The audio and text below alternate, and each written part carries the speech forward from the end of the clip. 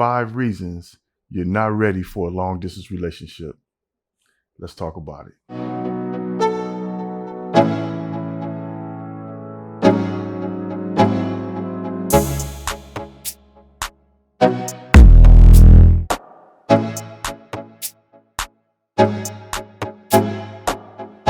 What up, what up, what up? What's happening? Que lo que mi gente? Welcome to Love, Purpose, and Passports.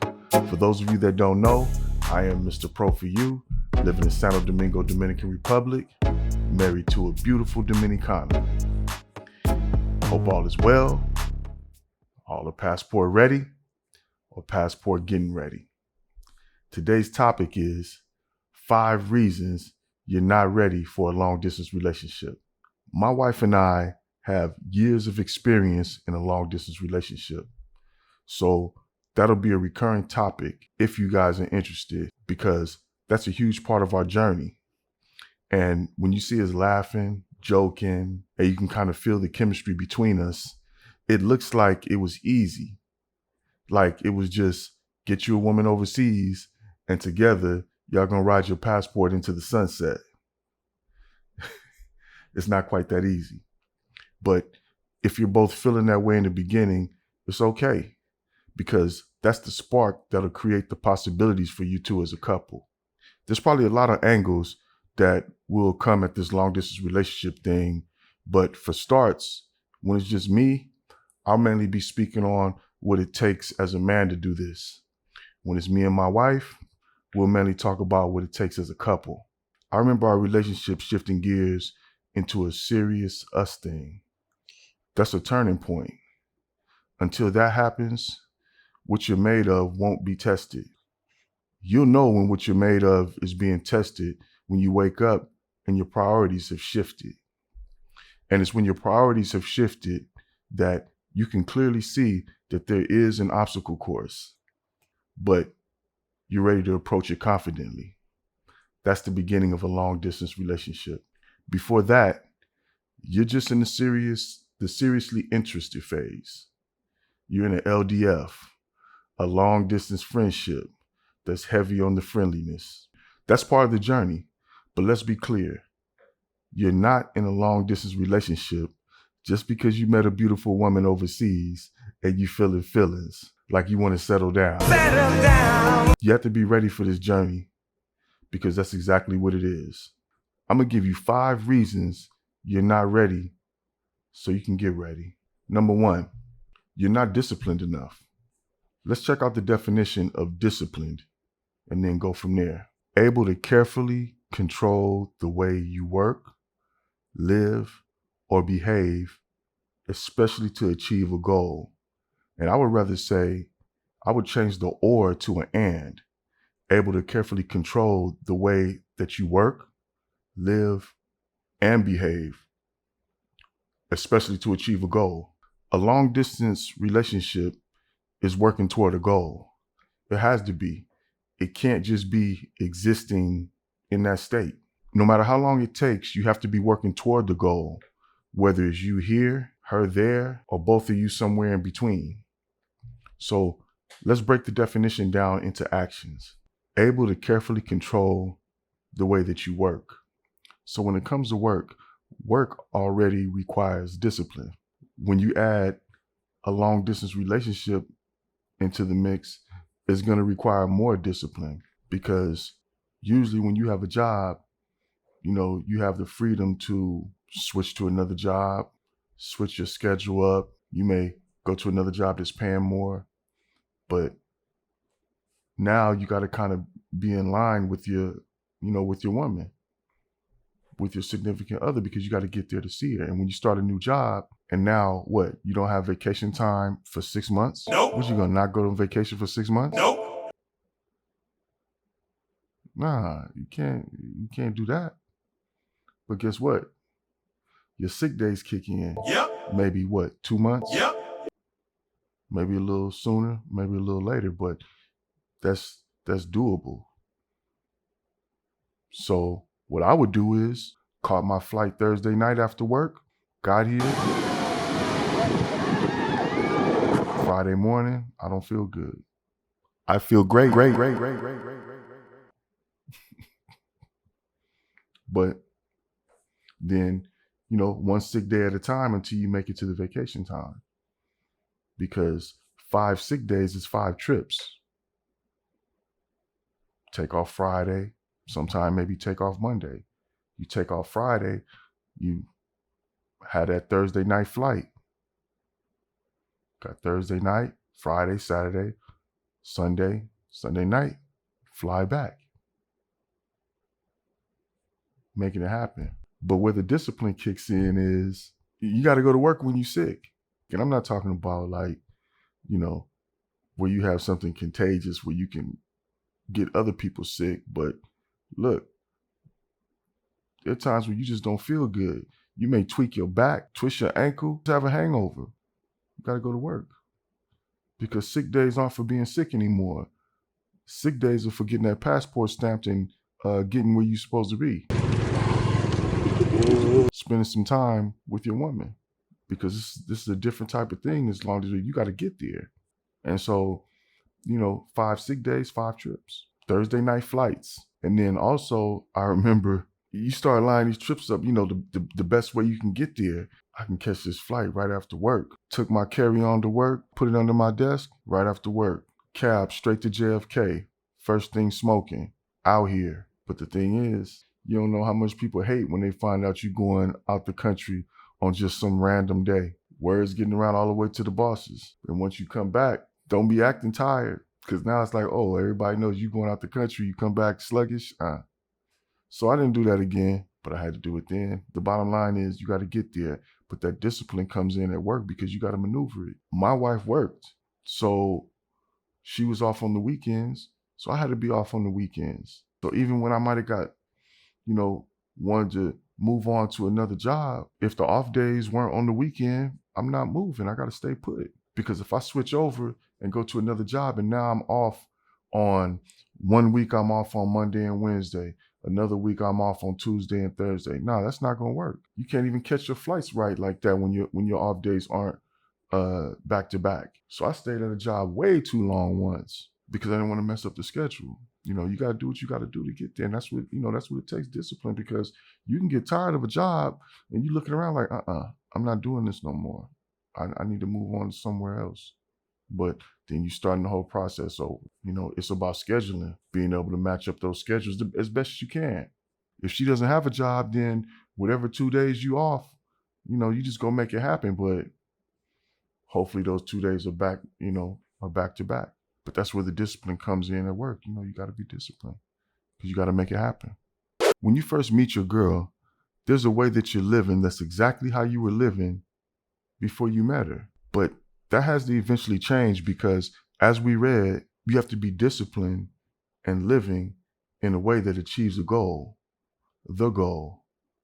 And if you're not, you won't achieve it.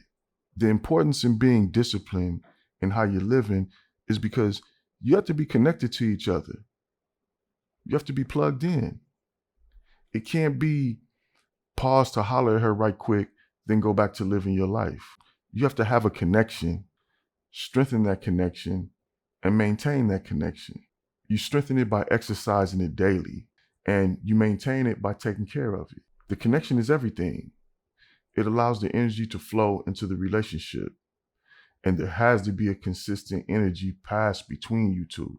You're in a long-distance relationship, so obviously the physical is missing for stretches at a time. But there's more than just a physical energy pass between you and your woman when you're in a long-distance relationship. There's mental energy, emotional energy, intellectual energy, passionate energy. The way you reassure her that this is us against the world, she can see that passionate energy in your eyes and she can feel it. Physical energy is the only one missing temporarily. And think about this. We focus so much on the physical and put so much importance on it. And it is important, but physical energy present with the absence of all the others is a dead relationship. But if you have all the others present, they can hold you down until you get there. And here's one more. It's like glue to a long distance relationship. Missing each other. There are certain things that show you how amazing God made life. And I'm not going to start preaching, but it's amazing how the energy from missing each other fuels you to make it. That's one of the strongest energies of them all. And once you're together for good, it's like that missing each other energy, that its job is done and it taps the physical end. I can't lie. Now that we're here together, don't get me wrong. I did my time. I did the long distance relationship bid, not looking to ever have to exist long distance again.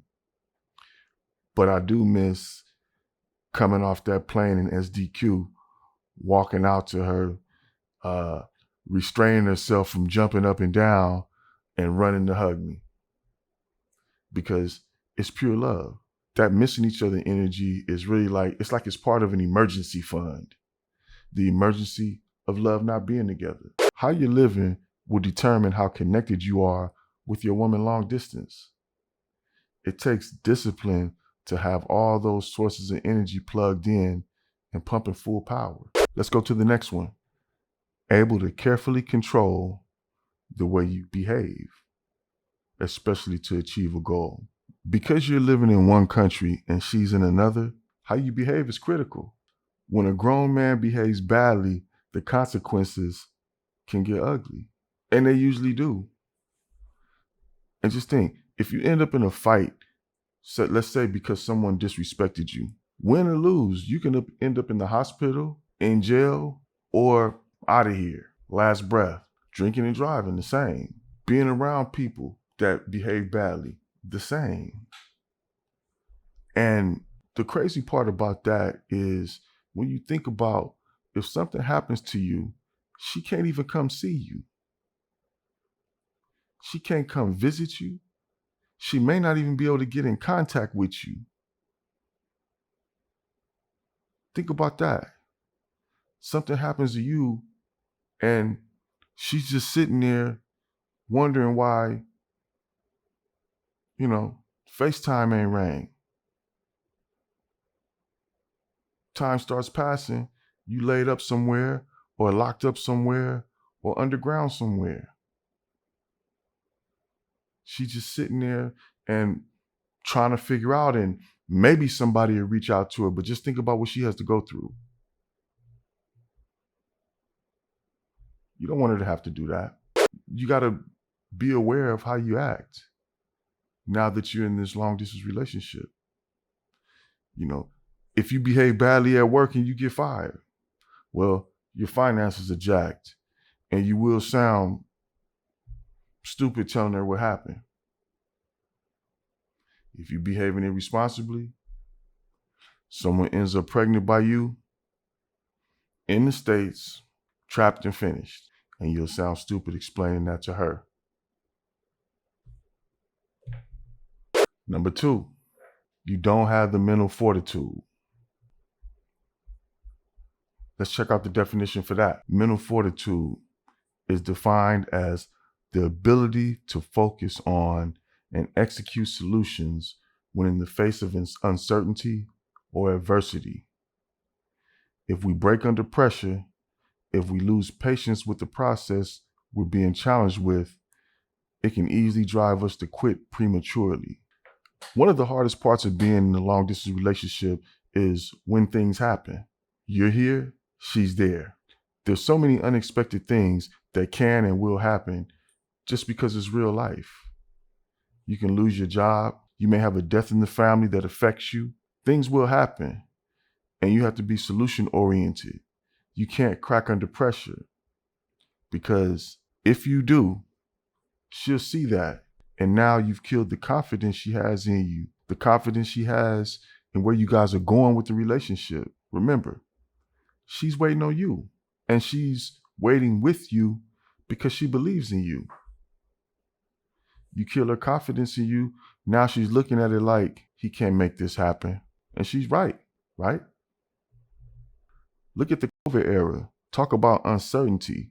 My wife was here alone. The situation was like, y'all remember the situation was like escalating by the hour. some days. And I was in New York. So I remember when it ramped up to, 1,000 people taking their last breath a day. It's like The Walking Dead. We didn't know what was going on, but here we are. But the crazy part was, I remember calling her kind of like right before that happened. I'm like, did they say anything about, this COVID that's going on? They say anything about? She's like, no, they ain't really say nothing. So when it was ramping up for us, for them, it was still relatively calm. But over time, it ramped up out here too. And she's out here by herself.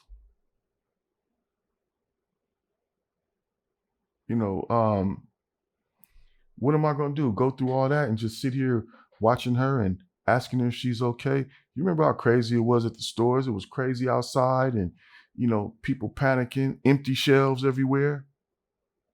Nah, I had to get here in the midst of uncertainty. Couldn't have her here by herself going through that. Checking on her. How's everything? How you doing? Did you go?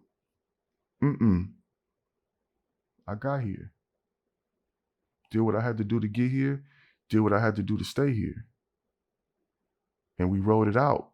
It says the ability to focus on and execute solutions when in the face of uncertainty and adversity. She's going to be looking at you to make it happen. Fortunately, I was able to make it happen. And nothing makes a man feel better than making it happen. Because could have been sitting there like, oh man, I don't know what's going on. I don't know if I should. I don't know what's going to happen. Nah, you got to execute. So, when you're in these relationships, in these long distance relationships, you will face sometimes, because you don't know if it's going to go 6 months. You don't know if it's going to go a year. You don't know if it's going to go 2 years, 3 years, 4 years. You just don't know. But at some point, you're going to get tested, and you're going to have to stand up to it and find a solution and make it happen. Or else she's going to be looking at you like, I thought we were going somewhere with this. You're the man. Got to make it happen. Number 3, the third reason you're not ready for a long distance relationship. You haven't convinced her that it's worth it. She has to be on board.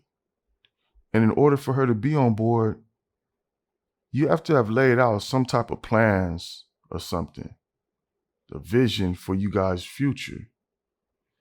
If you can see it, she'll see it through your eyes and your action.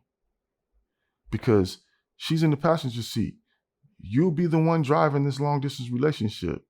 And so in order for her to be on board, first of all, you have to know she's on board. And the best way to know if you've convinced her to be on board, you want to know the best way? You know you've convinced her when she's investing in the relationship. Her time, her energy, her talents, and even her money. I'm into family business. I'm into building family business. And so when we describe ourselves, when we tell you we are the pros, Mr. Pro for you and Mr. Pro for you, that's because my original business was Pro Hair for You, and then it became Pro Hair for You RD, República Dominicana. And so when I met her, that was my business. So as time went on and we got closer and it got to the point where it was serious between us because of the way things were unfolding as far as the business goes, I'm like, I'm I sold online. I used to sell on Facebook. Had a lot of clients through Facebook. And this was before IG.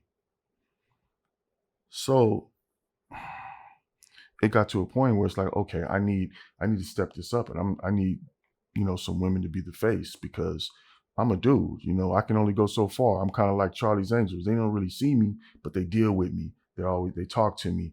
I take the orders, let them know what they need, what they should get. Any questions, I answer questions, all that. Hands on with my clients. And so it got to a point where I'm like, I got this beautiful woman right here. And, I used to sit there and watch her do all these skin regimens, when we're on FaceTime all hours of the day and night, every day. And she'll go, she'll bring her phone or whatever she's on in the bathroom, and I'll watch her. She's putting on stuff. I mean, she's mixing up these skin regimens. Look like to me, it looks like chips and dip. All I need is some chips and I can eat that. Put these, natural things in her hair. I like that looks like jelly. Like I can make a peanut butter and jelly sandwich with that. But I used to watch her doing it every day. And I'm like, man, I need her to be the face of the company. And so she's not really into being out there like that. Even though you see her with me as far as us promoting the channel and making videos and creating content for the channel, she's really a private person. I am too. I'm a little more outgoing than her. But at that time, I'm like, I need you to be the face. She was like, what do you need me to do? I don't want to have to be paying other women when I have you. So she, we talked about it, and she was finally, down for it. So boom, I'm sending camera equipment out here, sending lighting out here, tripods, backdrop camera, all kind of little supplies we're gonna need to make this happen. And she got busy.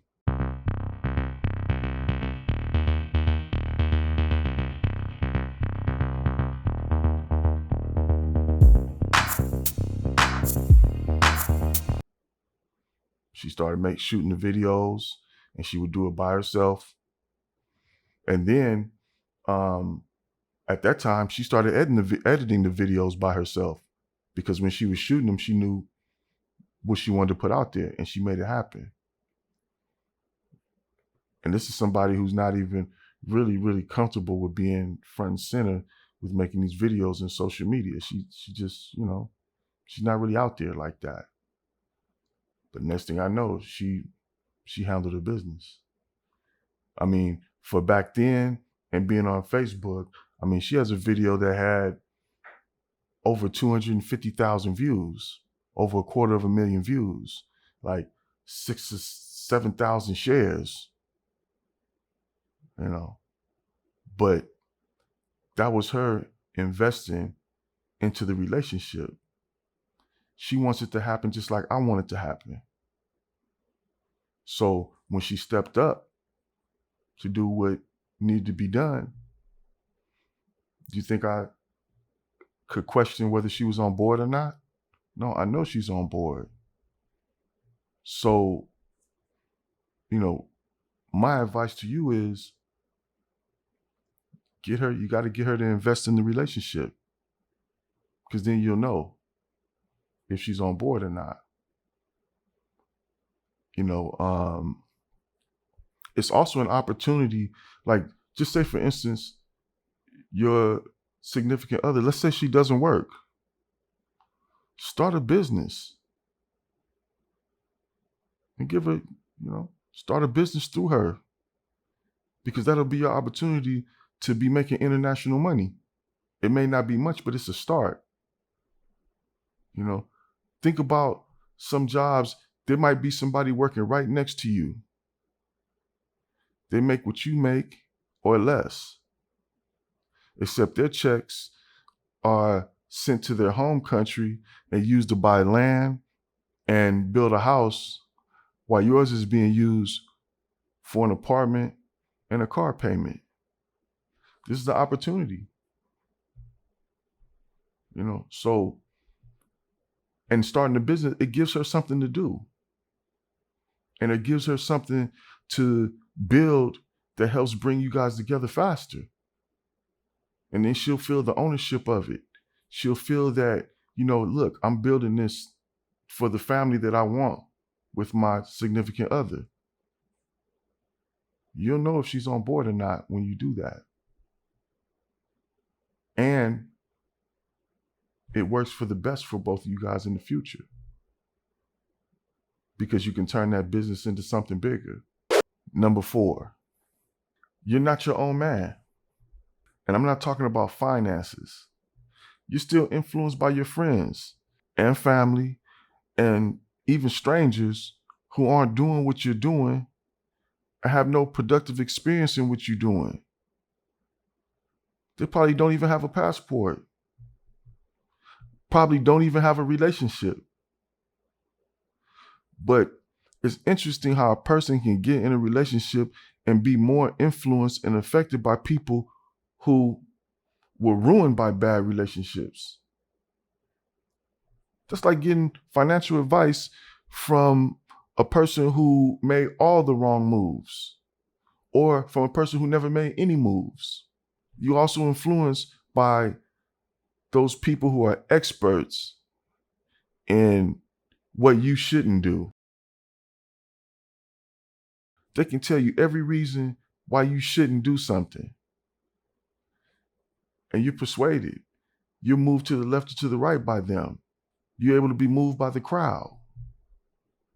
You're going to have a crowd in your relationship. And the funny thing is, friends and family and everybody, at first, they'll be patting you on your back, celebrating you for having an exotic woman. They'll be all over your shoulder when you're on FaceTime or WhatsApp. Hola. But down the line, when it gets serious, they're going to be looking at you like, man, you ain't going out because of that. You staying in? Come on, man. Just because they feel like they couldn't hold that down. You sure can't hold it down. But you in a relationship. That's your world you creating with you and yours. But nah, you still let people get in your ear and get in your head. You still don't understand that as a man, that relationship is yours. You should only be getting advice from people who at the least have what you have or more. You're really looking for someone that has more so they can show you the way. You're in a long distance relationship, you want to be able to talk to people who are in long distance relationships, or people like us who've experienced and completed a long distance relationship. But nah, like I said, you getting persuaded and getting influenced by people who don't have a passport. Where they do that at? From people who don't have successful relationships. Think about that. That's why you're not ready. Number 5, you're not in a relationship with a woman who's ready for a long distance relationship. If your woman is still going out the same way she was when you met her, you're not ready for a long distance relationship. You see how that works? You're not ready. And you may try to argue with me on that. Man, you said she's still going out the same way, which means she's not ready. No. I meant what I said. You're not ready. Because that's what you chose. You chose a party girl. And when you're gone, what do you think she's going to do? She's going to go party. I picked a woman who works and is pretty much a homebody. So when I'm gone, what is she gonna do? Go to work, come home, watch movies, cook some stuff, beauty regimens, do her hair, all while she's on video chat with me. Yeah, she may go to the salon, she may go get her nails done, go to the mall, shop for a few things. God bless me. My wife didn't even really have friends like that. So I didn't have to deal with nothing, none of that. That can go wrong sometimes when friends are influencing your significant other. You're not ready because you still don't know how to choose the right woman. You come here in party mode, get linked up with chicks in party mode. So you end up trying to be in a relationship with a party mode chick. And you don't realize it at first because every time you come, she gives you such a great time. Because when you come for a short time, you're in party mode doing 100 miles an hour to squeeze everything in. And that's what she specializes in. I remember me and my wife talking about party girls. And I was like, I'm glad you're not a party girl, but if you had been a party girl, I would have still dealt with you. But I would have dealt with her as a party girl. She wouldn't be anything I'm planning a future with, except a few slots during my next trip. Thank God she wasn't. Don't forget to like and subscribe. Peace.